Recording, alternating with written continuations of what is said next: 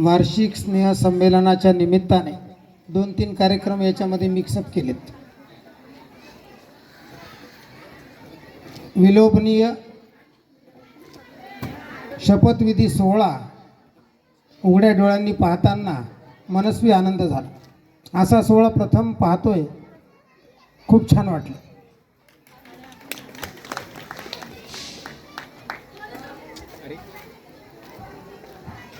स्नेह संमेलन आणि शपथविधी हा कार्यक्रम आटोपल्यानंतर आपण येऊयात कालच्या दिनानिमित्त जागतिक महिला दिन। महिलांची संख्या जास्त आहेच मुळात।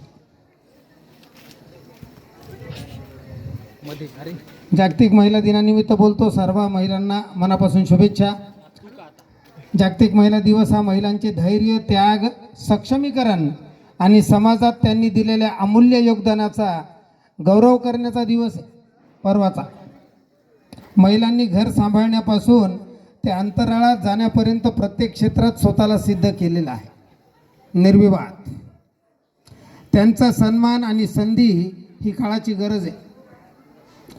सर्व अद्भुत अद्वितीय महिलांना तुमच्या एकमेकींसाठी सूचना आहेत, याला वेगळ्या अर्थाने घेऊ नका। महिलांना खूप चांगला संदेश आहे आणि संदेश काय, महिलांनी अगदी काळजीपूर्वक ऐका। तुम्ही तुमच्या लेकींना जिथे इथं नर्सिंगच्या कोर्सला आहेत त्यांचं कौतुक करायला, त्यांचा शपथविधी बघायला आलात। जागतिक महिला दिनानिमित्त तुमच्यासाठी ज्या सूचना आहेत त्या सुद्धा नक्की मार्गदर्शक ठरतील तुम्हाला। प्रयत्न करा याच्याकडे डोळसपणे बघण्याचा। महिलांनी एकमेकींना आधार द्यावा, हे फार गरजेचं आहे। तर महिला जागतिक दिन साजरा केल्याचं तुम्हाला औचित्य साधता येईल। एकमेकींमध्ये चांगलं चांगलं शोधण्याचा प्रयत्न करा। तुम्ही सर्वजणी किती शक्तिशाली व सुंदर आहात याची जाणीव सतत असू द्या। एकमेकीच्या वैरी बनू नका। जलस द्वेष भावना महिलांमध्ये खूप भरभरून असते। तुझी साडी पांढरी कशी याच्यामध्ये स्पर्धा लागलेली असते, तिचं चांगलं कसं चाललं याच्यामध्ये जास्त स्पर्धा लागलेली असते। स्पर्धामध्ये वैरत्वाची स्पर्धा। मग एकमेकाचं वैरत्व टाळून एकमेकीला आधार देऊन आपल्याला पुढे कसं जाता येईल त्याच्यासाठीचा पर्वाचा दिवस होता 8 मार्च, लक्षात घ्या। आणि 8 मार्चच्या दिवशी आमच्या सर्व पुरुषांकडून तुम्हा सर्वांना प्रेम, शक्ती व भरभरून आनंदाच्या शुभेच्छा। सशक्त महिलांना सक्षम बनविणे, महिलांना स्वत्वाची जाणीव करून देणे फार महत्त्वाचे। हक्क, न्याय, कृती सर्व महिला आणि मुलींसाठी पुनश्च तुम्हा सर्वांना प्रेम, आत्मविश्वास आणि यशाने भरलेल्या महिला दिनाच्या शुभेच्छा। तुम्ही तुमचे करिअर आणि जीवनातले ध्येय साध्य करावे। तुम्ही केवळ एक सहकारी नाहीत तर एक अद्भुत मित्र देखील आहात। आजचा जागतिक दिन तुम्हाला आनंद, करिअरची वाढ आणि गगनाला गवसणी घालणारे यश पदरात पाडो ही मनस्वी भावना व्यक्त करतो। महिला दिनाचं घोषवाक्य पुनश्च एकदा तुमच्या मानसपटलावर असू द्या। ते घोषवाक्य आहे गिव्ह टू गेन सरजी, आणि त्याचा अर्थ असा आहे परस्पर सहकार्य करा आणि समर्थन शक्तीवर भर द्या। एकमेकांना समर्थन करा। महिला जागतिक दिनानिमित्त तुम्हाला शुभेच्छा तर व्यक्त केल्या मी, पण माझ्याकडे कोर्स आहे सर, ज्याचं नाव आहे युवती सक्षमीकरण। मागच्या जवळपास 17-18 वर्षापासून भारताच्या प्रत्येक मोठ्या चांगल्या शहरात, इवन दो गावभरातही मी तो कोर्स वयात आलेल्या मुलींसाठी अगदी खूप पोटतिडकीनं घेतो। आणि माझे मित्र कुलदीप सर यांनी मला कमीत कमी 4-5 वेळेस संधी दिली चांगली। सो तुमचे नेहमीच मी ऋणी आहे, तुमच्या ऋणात राहू इच्छितो। फक्त इथं एक 4-5 मुली जर समोर आल्या तर मला 1-2 प्रश्न विचारायचे, मग 1-2 मिनिटात मी आटोपतो। या समोर या का तुम्ही सगळ्याजणी या, त्या सगळ्या डाव्या साईडच्या 2 मिनिटं या समोर। मला तुम्हाला एक प्रश्न विचारायचा, काय घाबरून जाऊ नका। तुम्ही समोर आला नाही तर मी तुमच्या जवळ येणार आहे। चला लवकर, 1 मिनिटाचं काम आहे। चला लवकर चला। अरे झाशीच्या राणी आहात तुम्ही, एकमेकीकडे बघायला लागल्यात। चला लवकर, इथं उभा राहा, खुर्चीवर नका बसू, इथं उभा राहा। उभा राहा इथं। हा व्हेरी गुड। चला या का हिच्या बाजूला या, हिचं समर्थन तर करा ना, आत्ताच बोललो होतो मी। चला लवकर, 2-3 जणी चला। तुमच्या सगळ्या जणींना प्रश्न विचारतो मी.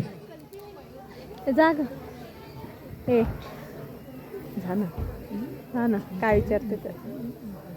बरं चला, 4च जणी सापडल्यात मला आणि बऱ्याच मुली येतात. पटकन समोर यायला पाहिजे, चांगली संधी होती तर. या चौघींना एक प्रश्न आहे माझा. या ना गं. आरशात कितींदा पाहता ग सर? हा काही प्रश्न आहे का सर?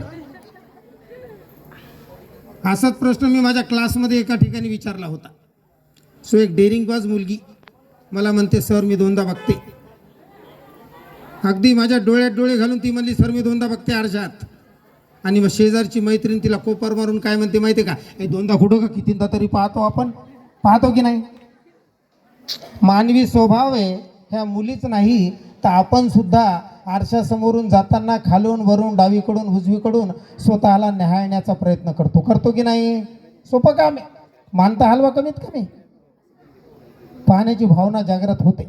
पण गंमत अशी आहे, या मुलींना एक सल्ला आहे खूप मोठा.